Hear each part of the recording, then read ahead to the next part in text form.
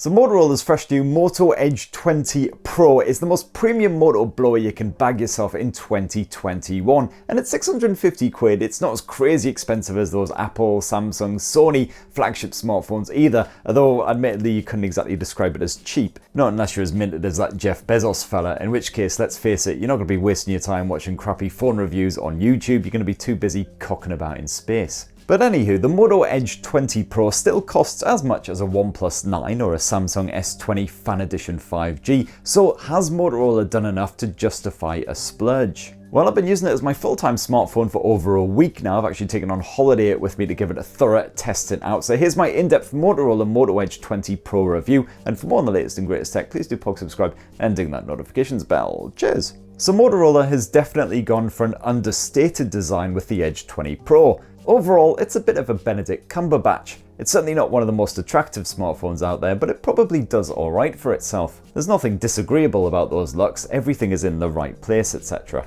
That glass backing has definitely picked up a couple of teeny scratches and scuffs though over this past week, so if you want to keep it in pristine condition, I definitely recommend slapping on the condom case that comes bundled in the box. I definitely do like that matte finish with the subtle light pattern bleeding onto the surface right at the very edges. The matte finish does a respectable job of masking finger grease and other smudgy nastiness. You've got a Gorilla Glass 5 display around the front of the Moto Edge 20 Pro, but like the back end, this has picked up, again, a couple of little scratches in the past week or so you might want to slap on a screen protector because there's not one pre-installed. The Moto Edge 20 Pro is IP52 water repellent as well, so fine in a bit of British drizzle, no worries whatsoever. It is a bit of a handful though, has to be said. It's absolutely gargantuan, this thing, so it's definitely not a one-handed effort, two hands at all times for maximum comfort. And also that fingerprint sensor has been stuck away right up near the top of the right edge, so I did find that I occasionally missed it when blindly prodding around trying to find it, but I did find myself getting used to that positioning in the last couple of days. And while you do also have one of those annoying dedicated Google Assistant buttons tucked away on the left edge, that again is right up near the very top, and I found that only the one time that I accidentally hit it when trying to fumble the phone into my pocket. Now Motorola has promised to keep the Moto Edge 20 Pro software bang up to date for at least a couple of years. That's 2 years of OS updates and a couple of years of bi-monthly security updates as well, so you can expect this blower to reach at least Android 13. Not quite as strong a commitment as some rivals such as OnePlus and Nokia are making, but it is a start. And so far the security updates are on track as well. I had the latest Android update hit it just last week. I'm definitely still a fan of that stock Android experience that you get on all Motorola phones, and my only complaint with the Edge 20 Pro is that the swipe navigation gestures aren't quite as responsive as I would have liked. Occasionally when I'm in an app like checking my emails or something, it'll take 2 or maybe even 3 swipes of that bottom edge in order to get back to the home screen. I'll just end up scrolling rapidly through an email or a website instead. Besides that, I love the pleasingly clean UI as ever, and of course those bonus Moto features that are chucked on there, like the double karate chop to turn on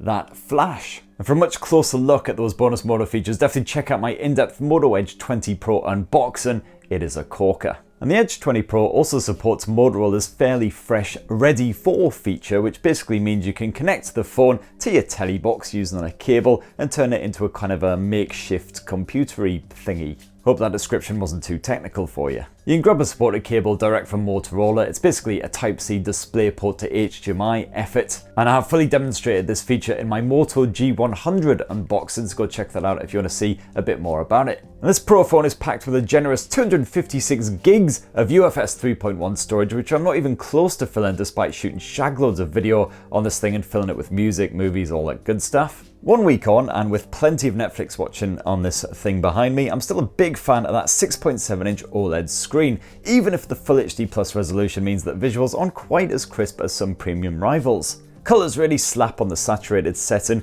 and you can also enjoy realistic images thanks to the 10-bit colour support, with HDR10 Plus support in apps that can handle it. Now, selfie orifice is only teeny, so it barely intrudes at all in your movie watching and game playing sessions, while the top brightness is plenty powerful for sunny days when you're rocking shades. You got a 144Hz maximum refresh here on the Moto Edge 20 Pro, and combined with that nice clean stock UI, it means you get a super smooth experience when you're flipping around through your desktops, your menus and all that good stuff. It's also great news for any gamers who enjoy titles like Vain Glory or Shadowgun Legends with that 144 FPS support. Unfortunately, the Moto Edge 20 Pro does fall into the usual folly of not having a headphone jack like most other expensive smartphones, so it's dongles or Bluetooth all the way for your audio, but thankfully I had no trouble streaming wirelessly to headphones, speakers, all that good stuff. In the past week or so, you got full support for all of the codecs, got a bit of LDAC action, so you can enjoy some nice, crisp, clear, judder-free audio.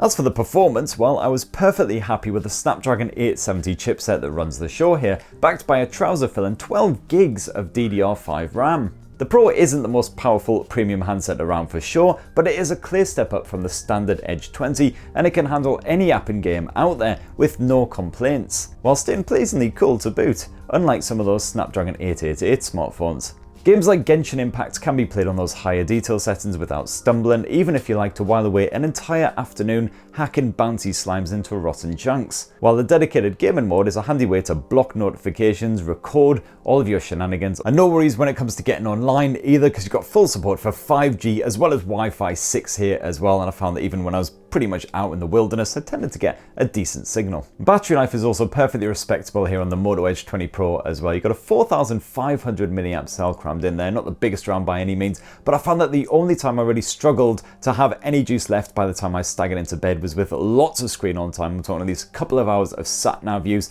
lots of camera play, gaming, absolutely everything you could possibly imagine. The fast charging support isn't particularly fast though, I've got to say. 30-watt turbo charge. It's now been superseded on the likes of the G60S. It's a shame Motorola couldn't get that tech into the Edge 20 Pro flagship, but hey-ho. And sadly no wireless charging support either, which is a bit of a shame considering the price point. Now the final feature that I thoroughly tested out these past few days is the Moto Edge 20 Pro's 108 megapixel primary camera. This does struggle with up close subjects, so you'll definitely want to put some distance between you and whatever you're shooting, but besides that I have very few complaints. Each of my test photos was packed with intricate detail, while moving subjects are cleanly picked up when shooting conditions are respectable. As long as the lighting is good, you won't be plagued with blurry pics. And even harsh contrast doesn't make the Moto mess its pants. The Pixel phones are still the champions here, but you will get to be able to see your family's faces when you're snapping them against bright skies, while scenery shots generally come out well at any time of the day.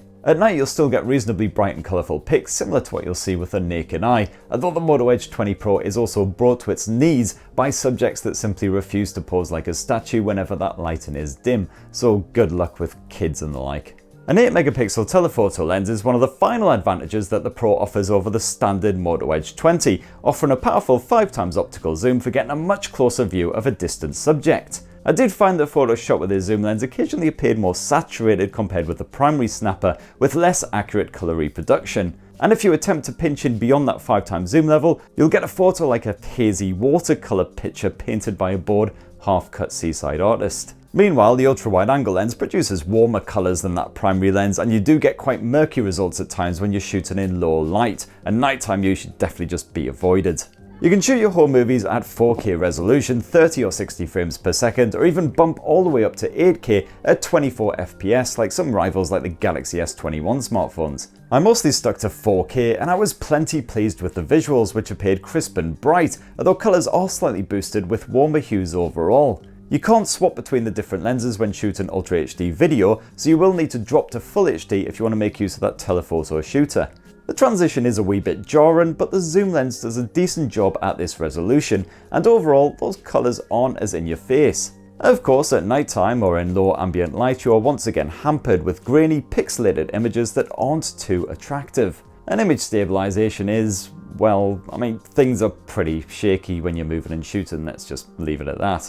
Audio comes through fairly clear as well, unless there is a proper gale whipping up all around you. The Moto Edge 20 Pro's 32 megapixel selfie shooter can again capture quite decent pics, even with sharp contrast to contend with, complete with some sexy bokeh action just like the rear effort, although it does struggle a lot more in ambient light. Besides the obvious grain, I found that quite a few of these snaps came out blurry as I struggled to hold the phone steady, and that was only after a couple of pints and all. So that right there, in a nutshell, is my full Motorola Moto Edge 20 Pro review, and I gotta say there aren't really that many standout reasons to buy this over rivals, although I do really like that stock Android experience and the camera tech is pleasingly flexible. I enjoyed my time with this smartphone, although it is missing a couple of key features like wireless charging, and overall I think I preferred something like the Samsung Galaxy S20 Fan Edition 5G, and of course the Poco F3 as well offers similar levels of performance, but at a much cheaper price point. Anyway, that's what I thought. What do you guys reckon about the Motorola Moto Edge 20 Pro? Be great to hear your thoughts down in the comments below. And for more on the latest and greatest tech, please do subscribe, ding that notifications bell, and have yourselves a fantastic rest of the week. Cheers everyone, love you.